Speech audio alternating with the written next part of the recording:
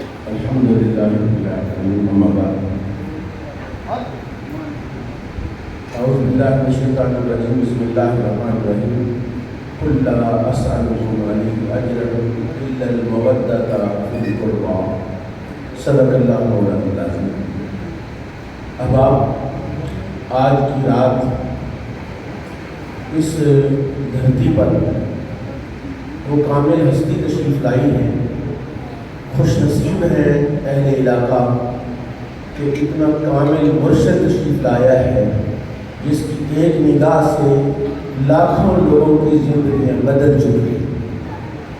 قرآن کہتا ہے، اللہ نے فرمایا محبوب آپ فرما دیں لا اسألکم علیہ اجرا، میں تم سے کسی قسم کا سوال نہیں کرتا، اجر نہیں مانگتا، جزا نہیں مانگتا، صلہ نہیں مانگتا، الا المودۃ فی القربی، مگر میرے قرابت داروں سے، میری اہل بیت سے محبت کرو. اگر آپ سورہ شعراء کی تلاوت کریں تو حضرت نوح علیہ السلام نے جو 950 سال تبلیغ کرنے کے بعد اللہ کا قرآن کہتا ہے، انہوں نے کہا وما اسألکم علیہ من اجر ان اجری الا علی رب العالمین. اپنی امت سے کہا، اپنے لوگوں سے کہا، لوگوں میں تم سے کسی قسم کا کوئی مطالبہ اور معاوضہ نہیں مانگتا، میرا مطالبہ اور میرا معاوضہ میرے اللہ پر ہے. جی حضرت لوط علیہ السلام نے بھی یہی بات کہی، فرمایا وما اسألکم علیہ من اجر ان اجری الا علی رب العالمین، میں تم سے کسی قسم کا کوئی معاوضہ اور مطالبہ نہیں کرتا، میرا معاوضہ میرے اللہ پر ہے.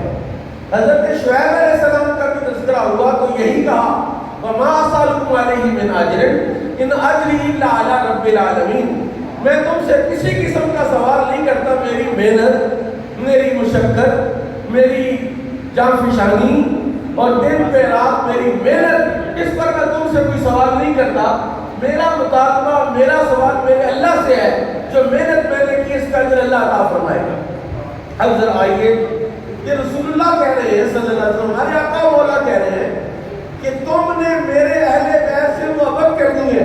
یعنی مطالبہ کیا ہے کہ رسول پاک کہتے ہیں میری اہل بیت سے محبت کرو. پہلے انبیاء نے کہا نہیں نہ اہل بیت سے محبت کرو، نہ تم سے کسی قسم کا مطالبہ، اللہ اجر دے گا. اب سوال یہ پیدا ہوتا ہے کہ رسول اللہ نے تو کہا مجھے کوئی اجر نہ دینا، لیکن اہل بیت سے میری اولاد سے محبت کرنا، تو من وجہ تو یہ اجر ہے، من وجہ تو امت سے مطالبہ ہے.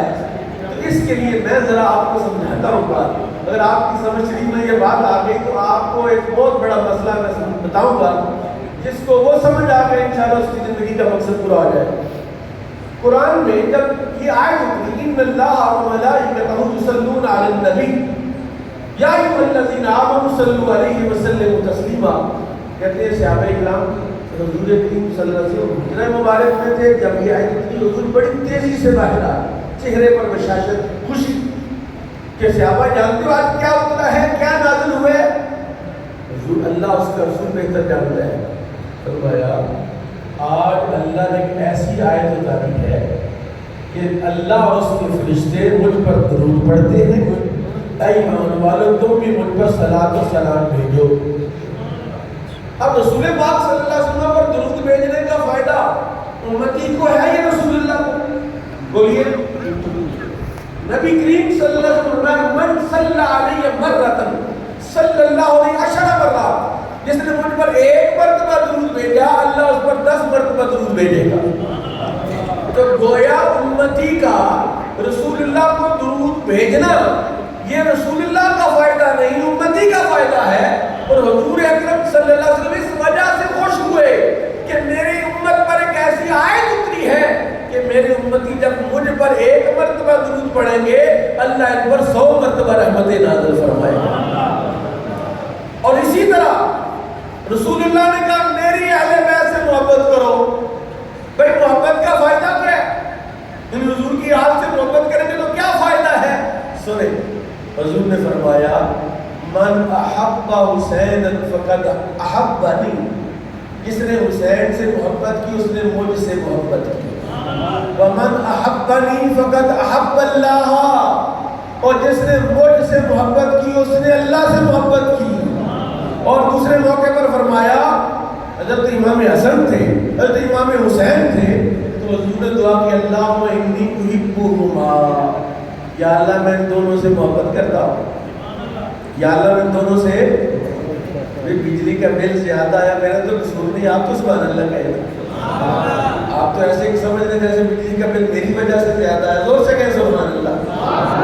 فرمایا کہ اے اللہ، رسول نے فرمایا اے اللہ میں ان دونوں سے محبت کرتا ہوں، فَأُحِبَّهُمَا، یا اللہ تو بھی ان دونوں سے محبت فرما، وَأُحِبَّ مَن يُحِبُّهُمَا، اور یا اللہ اس سے بھی محبت فرما جو ان سے محبت کرے۔ اب سنیے ذرا کہ رسول اللہ نے کیا کہا کہ میری اہل بیت سے محبت کرو، کس لیے؟ اہل بیت کے لیے نہیں، سادات کے لیے نہیں کہ بھی اہل بیت کے لیے اگر دین چلایا ہوتا تو کہتے زکات میری اہل بیت کو دو، صدقہ خیرات میرے بیٹوں کو دو۔ رسول اللہ نے کہا نہیں، صرف تمہیں محبت کرنی ہے، یا رسول اللہ ہمیں آپ کی اہل بیت سے محبت کا فائدہ کیا ہے؟ فرمایا فائدہ یہ ہے کہ اللہ تمہارے ساتھ محبت کرے گا۔ جو اللہ کا محبوب بننا چاہتا ہے وہ حضور کی آل سے محبت کرے، فائدہ کیا ہوگا؟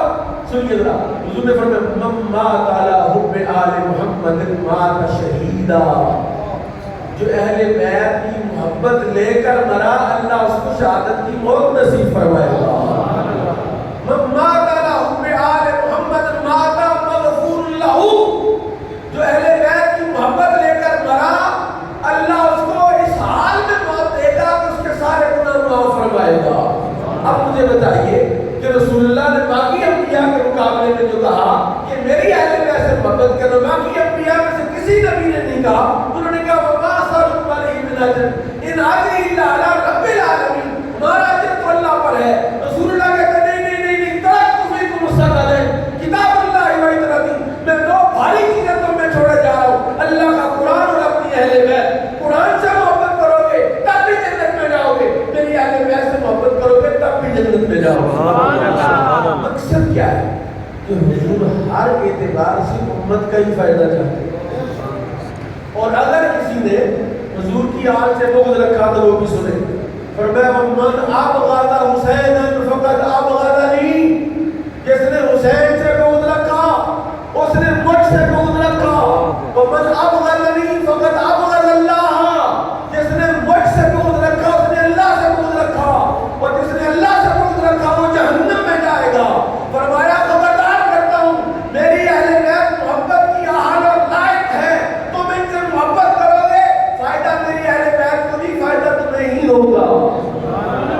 اب سنیے ذرا اگلی بات جو میں نے کہا، اگر یہ مسئلہ آپ سمجھ جائیں گے تو میں ایک اور بڑا مسئلہ عرض کروں گا، وہ مسئلہ ہے من احب للہ وابغض للہ ومنع للہ وعطا للہ ومنع للہ فقد استکمل ایمانا، جو اللہ کے لیے محبت کرے، جو اللہ ایک رسول اللہ کے لیے محبت کرے، حضور سے محبت، حضور کی آل سے محبت کس کی وجہ سے ہے؟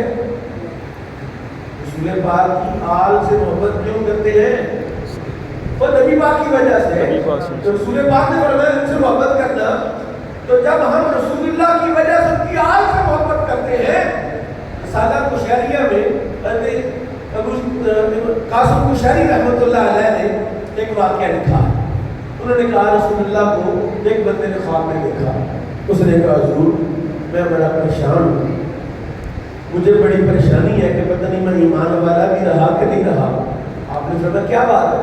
کہا حضور مجھے آپ سے محبت ہے، لیکن آپ سے زیادہ محبت مجھے اللہ سے ہے، تو مجھے آپ سے زیادہ محبت کرنی چاہیے یا اللہ سے زیادہ محبت کرنی چاہیے؟ حضور میں پریشان ہوں کہ میری یہ محبت کا جو توازن بگڑا ہے کہ میں سمجھتا ہوں مجھے آپ سے زیادہ محبت کرنی چاہیے حالانکہ مجھے اللہ سے زیادہ محبت ہے۔ حضور نے فرمایا اگر مجھ سے زیادہ تجھے اللہ سے محبت ہے تو میرے آنے کا مقصد پورا ہو گیا، میں بھی تو تمہارے لیے تمہارے لیے اس یہی سبق دے رہے ہیں کہ اللہ سے محبت کرو۔ اور فرمایا جو مرشد ہوتا ہے، نہیں سمجھے آپ، جو مرشد ہے، آپ مجھے بتائیے کہ سفید دستاریں باندھنے سے پہلے اللہ سے محبت کرتے تھے؟ اب دستاریں باندھی تو کس سے محبت کرتے ہو؟ مولانا رومی فرماتے ہیں کہ جب بندے کو پیاس لگتی ہے تو پانی کی ضرورت ہوتی ہے، جس طرح پیاسے کو پانی کی ضرورت ہے اسی طرح پانی کو بھی پیاسے کی ضرورت ہے۔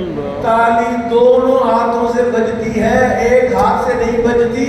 اگر تمہارے دل میں اللہ کی محبت ہے تو سمجھو کہ اللہ کو بھی تمہارے ساتھ محبت ہے۔ تو اتنی بڑی دولت تمہارے پاس آئی کیسے؟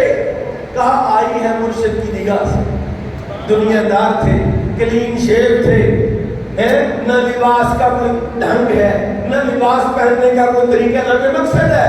کسی کے کالر بڑے ہیں، کسی کی کڑھائی ہوئی ہے، کسی کا کچھ ہے، کسی کا کچھ ہے۔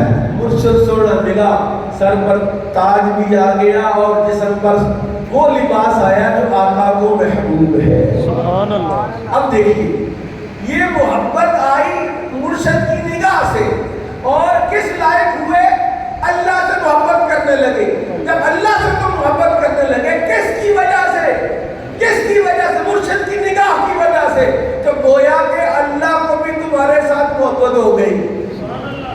تم اللہ کی محبت ایسے تو نہیں کر رہے کوئی دستار سر پہ رکھی ہے، کپڑے شپڑے پائے اور چل پڑے، نہیں۔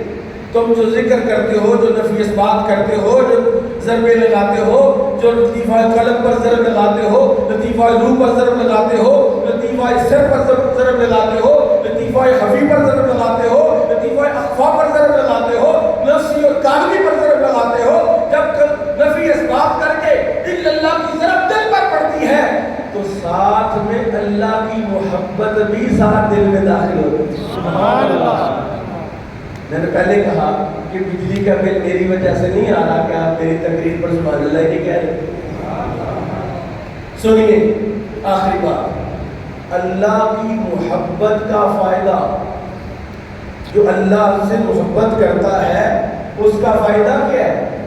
اللہ اس کی نسلوں کو بھی زندگی عطا فرما دیتا ہے۔ سبحان اللہ۔ اس کی نسلوں کو بھی زمانے میں متعارف کرا دیتا ہے۔ آپ کے سیفی صاحب کس کے بیٹے ہیں؟ صوفی رفیق صاحب کے بیٹے ہیں، اور یہاں اس نارنگ منڈی کے اندر تو بڑے بڑے لوگ ہیں، ان کے بڑے بڑے بیٹے ہیں، لیکن جو رنگ عاقب سیفی پر ہے یہ صوفی رفیق صاحب کی وجہ سے ہے، اور صوفی رفیق صاحب رحمۃ اللہ علیہ کا رنگ مرشد کی وجہ سے ہے۔ سبحان اللہ۔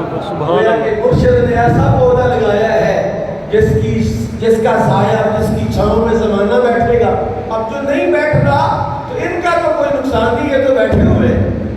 ایک بندہ جو سالک سرکار نے ڈیوٹی لگا وہ بیٹھا، کوئی نہیں آیا، وہ کوئی آئے نہ آئے، کوئی آئے نہ آئے، ہم تو بیٹھے ہیں کیونکہ ہم خود نہیں بیٹھے، ہمیں مرشد نے بٹھایا ہے۔ اللہ تعالیٰ سرکار کی محبت کا فیضان ہمیں نصیب فرمائے۔